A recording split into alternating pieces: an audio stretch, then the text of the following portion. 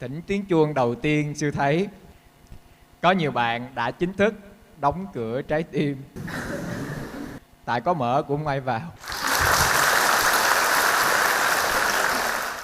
Nói thật các bạn chứ để sư chỉ cho các bạn cách để có người yêu.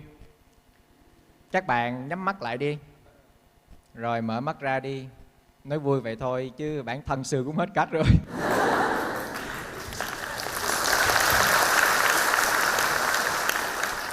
Định á không có yêu ai, mà nào ngờ không có ai yêu.